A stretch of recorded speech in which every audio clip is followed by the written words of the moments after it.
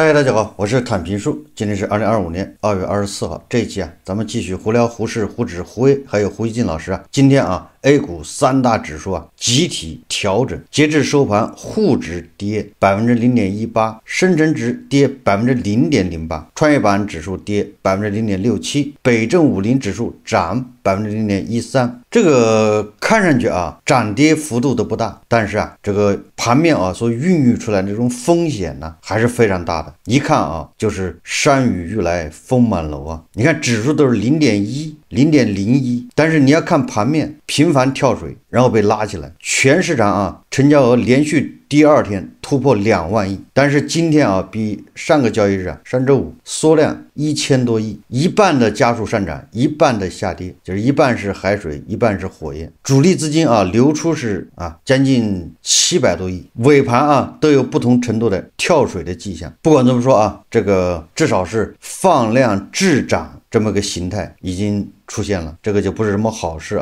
至少说明这个金融消费者这些所谓的这个投资者这个情绪消退，这么大的量波动这么小这也说明问题至少说明这个分化比较严重另外一个值得注意的是恒生科技股指数现在是在跳水。那个 A 股最近几天走的比较强，几个交易日就是盯住了港股的恒生科技股因为这个有传言内地有2000亿的资金绕道进入这个港股，在炒这个恒生科技股。那个恒生科技股明显的走出了一轮牛市，是不是以此来带动对吧？胡适也要来一次什么科技革命炒一次科技股。但是今天恒生科技指数出现了一个暴跌的走势，这就预示着未来几个交易日这个胡适恐怕风险还是很大的，广大金融消费者不能掉以轻心我想大家从这个最近就是年后这个胡适的走势也能体会到管理层的监管机构刻意要营造一种慢牛的氛围。但是这个市场你很难去操纵它，你只要一操纵，不是快了就是慢了，你很难达到咱们预期的那种慢牛，因为你人为操纵你总会被别人抓住。监管部门作为裁判，只要你有想法，只要你有这个所谓的这个计划，那别人就会利用你的计划，最后反过来变成你的对手盘，所以这就是加大了难度所以这就加到了这个市场，你很难去干预去控制。以前咱们说过了吧，这个就是利用这个监管和这个政府他害怕跌破3000点，因为破了3000点就不太好融资了， IPO 就得停，所以咱们潜意识里面监管部门意识里面都有一个3000点保卫战。那很多游资很多机构就利用3000点保卫战，对吧？反复套利，低于3000点的时候他就加仓加杠杆，等着救你，政府救到3000点以上他马上就跑。我想这个套路大家都熟什么意思呢？也就是说你监管部门你本来只是维护市场公平公正透明交易，作为裁判你不能设目标，对吧？你只要一设目标，那很多这个参与的人呢就成为你的这个对立面，要套利。但是我感觉这个春节以后这监管部门似乎是要努力营造一个慢牛的这种景象，这个我觉得很难万事都有自己的规律。但是呢，这个现在这个外资机构最近这一段时间那是疯狂唱多胡适今天这个高盛称 A 股有望在3个月内反超港股。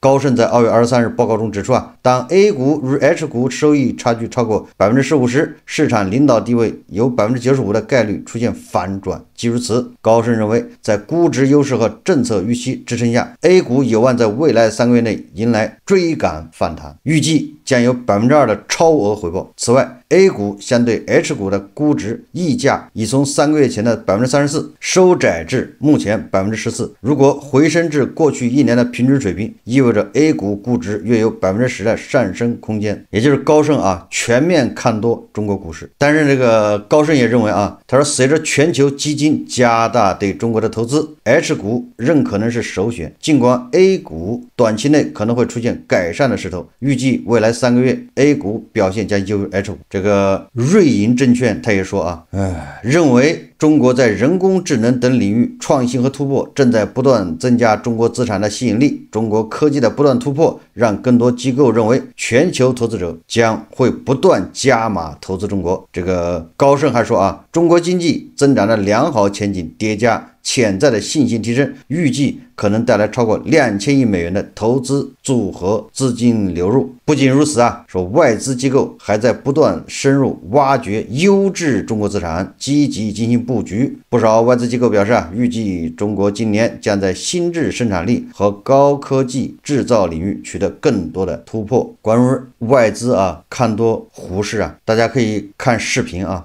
The situation with China is very, very interesting. And I would say kind of we're more constructive in terms of what's going on in China. It seems like a new narrative is forming. And this time around, it seems that the rally that we have seen, that we are seeing, is also more based on fundamentals. And that's a positive thing. And if I think of what we've been doing on our end, the past 1 year we've been quite disciplined with our China equity exposure.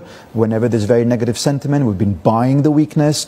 And then when the market gets very excited, we've been selling the rally. We did that January a year ago. We did that back in September, October. And now the big debate in the team is, do we do that now? We do have a position, and we do have a meaningful position. We have been benefiting from the rally that we have seen. And I think this time around it might be different. And it might be different for a couple of reasons.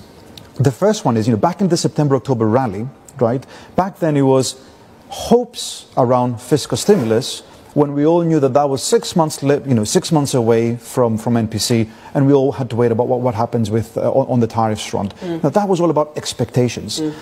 Since then, we've had Q4 GDP print, and a lot of the data has been quite positive. It's it's rolled over somewhat, but the important thing here is that China stimulated, and there was a clear link between stimulus and the data. Now, again, it might be rolling off somewhat, but I think markets and also market participants and Chinese government, etc. It's important to see that stimulus had an impact back then. So there is a clear linkage, because there were a lot of market participants that would have even challenged that linkage. We've seen that linkage; it has been strong. We need more of that. That's one thing. The second thing is tariffs. It hasn't been so bad so far. It might get worse, but it hasn't been so bad so far. And third one is the whole AI in China.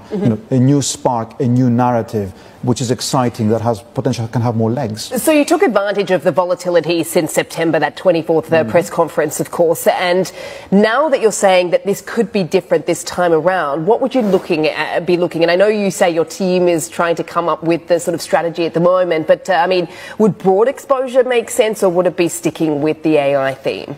We have a bit of the tech, a bit of offshore, and a bit of the onshore market, because essentially with the onshore market you're less sensitive to what happens on the tariffs front and the trade war front, and you're a lot more sensitive to stimulus, fiscal stimulus. So for the onshore market, that's the big driver there. But for the offshore market, first of all, we have seen a bit of volatility in US rates, and we know that the offshore market tends to be a lot more volatile to with regards to US rates. But at the same time, that seems to be over-eclipsed by the fundamentals, by the AI, and the possibility of what this means for earnings, what this means for margins, what this means for revenue streams, new revenue streams, productivity. So that's an exciting story that we didn't have a few months back. But while AI is exciting and creates new legs for this rally in China, we still think that fiscal stimulus is really, that's going to be the game changer. That's going to be the game changer that prolongs the rally, that makes it more sustainable.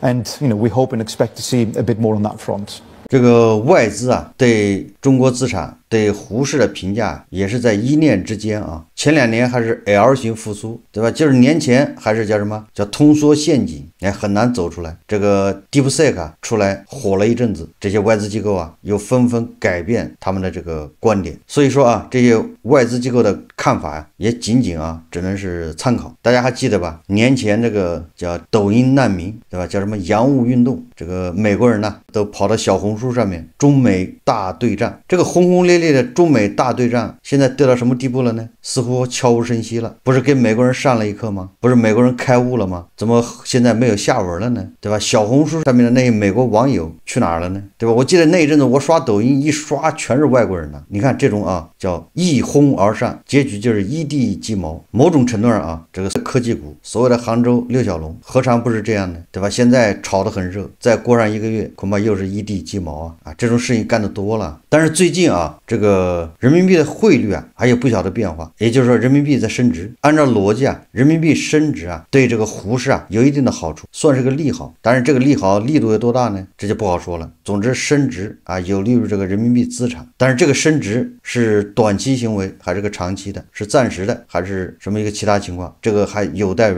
进一步观察。特朗普上台这1个多月啊，可以说是叫乱拳打死老师傅啊。但不管怎么说啊，人民币升值对这个胡适啊还是个利好。我们再看看啊，这个胡锡进老师啊，最近胡锡进老师啊不遗余力的为俄爹啊洗地，为俄爹鼓如呼，为俄爹打气啊，为俄爹加油。这个胡锡进老师的潜台词就是今夜我们都是俄罗斯人。这个胡锡进啊发了个微博，他说啊，特朗普第一次怂了。据纽约时报报道啊，他说在埃及、约旦两国拒绝就特朗普清空及接管加沙计划提供合作后，这位美国总统21日受访时表示，他建议但不强迫实施该计划。报道分析，特朗普似乎是放弃了这一计划。然后胡锡进老师说啊，这是外界第一次联合打击了特朗普新政府的肖战企业。特朗普此前多次宣扬重申清空和美国接管加沙，由埃及和约旦等国接纳加沙目前200万居民的计划，并且自信地表示埃及和约旦会同意的。他对美国施压将致使埃及、约旦屈服深信不疑。最后啊，这胡锡进老师又说啊，他如果该计划最终被废止，将是特朗普上任以来第一个巨大失败。特朗普今年1月提出该计划后，遭到世界舆论海啸般的抨击。除了埃及、约旦明确拒绝接受加沙难民，美国几乎所有盟友也都表达了反对意见。特朗普在此问题上严重失道寡助，他的这一退让将对外界评估他的第2任期究竟有多大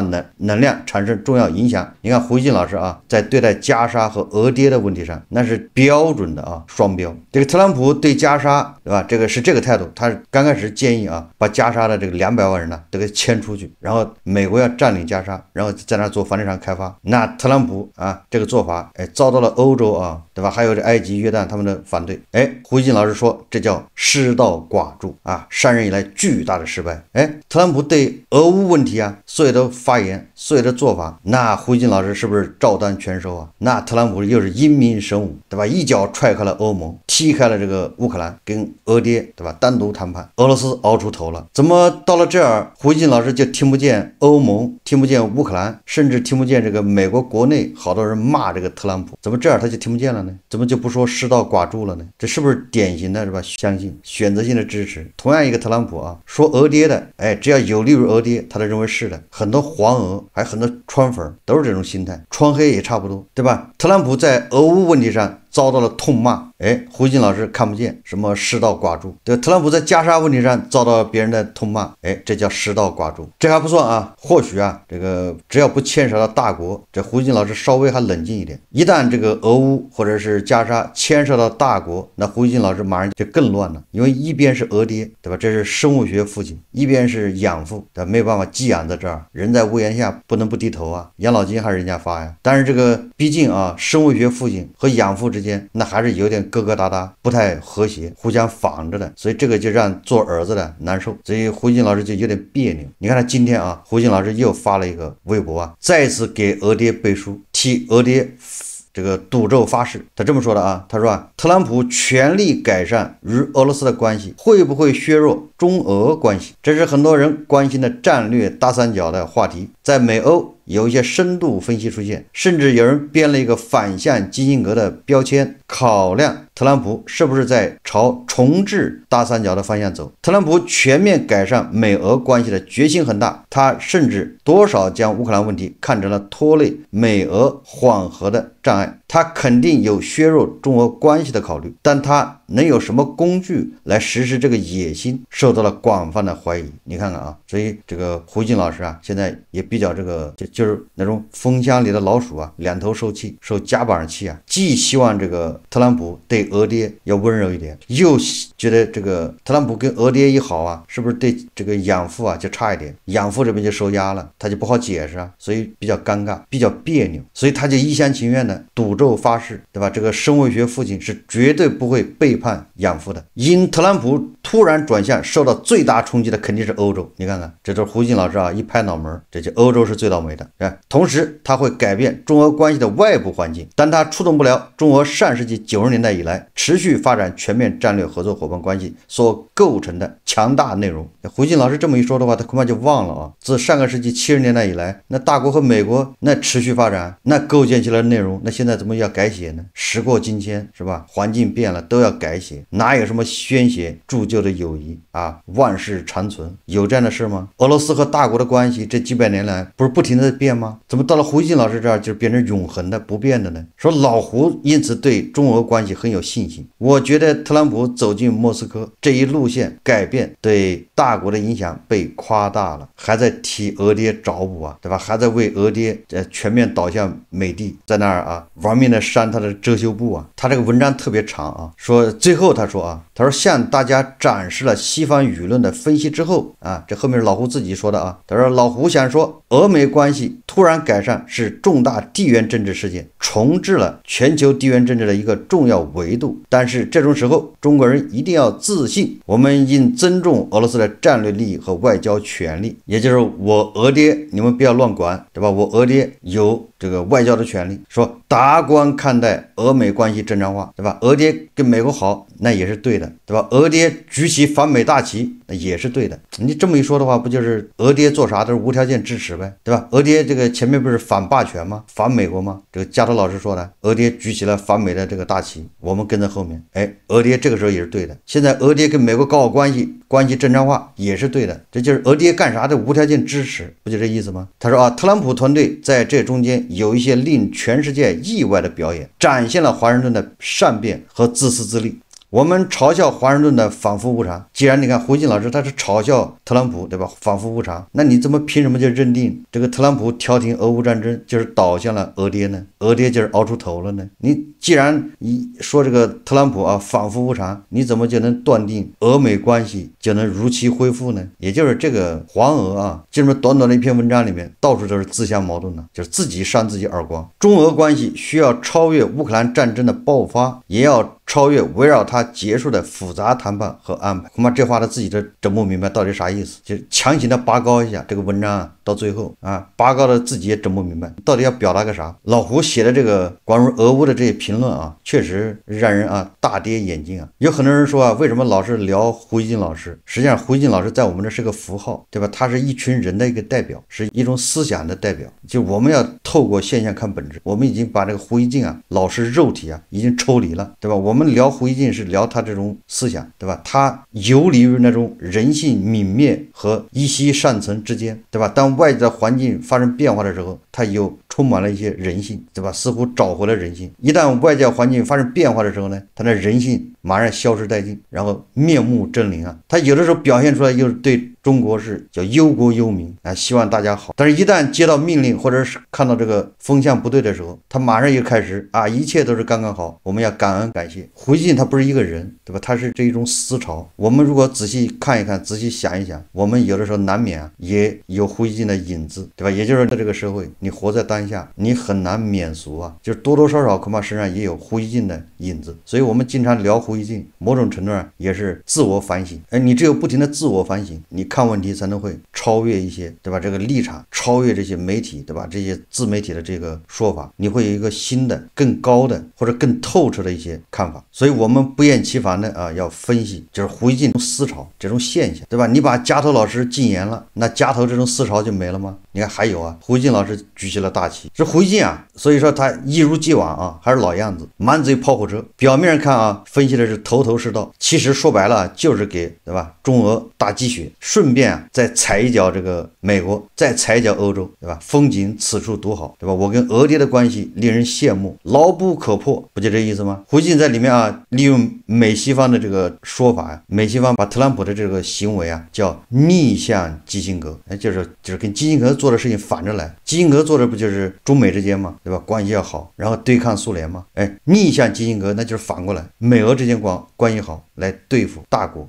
胡锡进老师啊也拿这个做噱头，对吧？他一边说特朗普不靠谱，左右摇摆，这个反复无常，一边又把特朗普树为战略大师。面对特朗普抛出来的橄榄枝，这个普京他能不心动吗？但是到了胡锡进这儿就变成中俄坚如磐石，对吧？这叫盲目自信啊，这个实际上就是掩耳盗铃。大家都知道啊，这个俄爹出卖大国那是由来已久，一有机会就出卖。如果他不出卖，那原因非常简单，就是筹码还不够，对吧？你特朗普递出2根橄榄枝他就卖了，2根不行再加1根，3根绝对卖。这胡锡进老师就坚定的认为啊，俄爹是不会卖的，不是橄榄枝的事。然后胡锡进老师啊还拿这个西方的媒体叫外交杂志啊来说事啊，因为外交杂志说特朗普离间中俄是战略幻想，说中俄贸易2400亿啊，2024年。但是胡锡进老师他就忘了这2400亿怎么来的？那2400亿之前是多少钱呢？对吧？前苏联解体，俄罗斯独立都已经30年了，30年里面30多年吧，30多年里面就这2年达到了2000多亿，前面都没有。胡锡进老师他不分析这个原因，他只看着数字，这个数字应该叫挤出效应，也就是欧洲不跟俄罗斯玩了，俄罗斯没有办法。以前欧洲跟俄罗斯玩的时候，对吧？没你大国什么事，为什么贸易额上不来啊？人家不愿意跟你做生意。现在是被逼，俄爹啊只能跟你做生意，所以到了2400亿，对吧？一旦条件成熟，欧洲跟俄罗斯化干戈为玉帛，尤其是美国，那到时候还得回到过去啊。怎么到了胡锡进老师这儿就变成坚如磐石呢？我们反过来说啊，俄罗斯拿石油天然气当武器来勒索要挟欧洲，欧洲人现在知道痛了，反应过来了。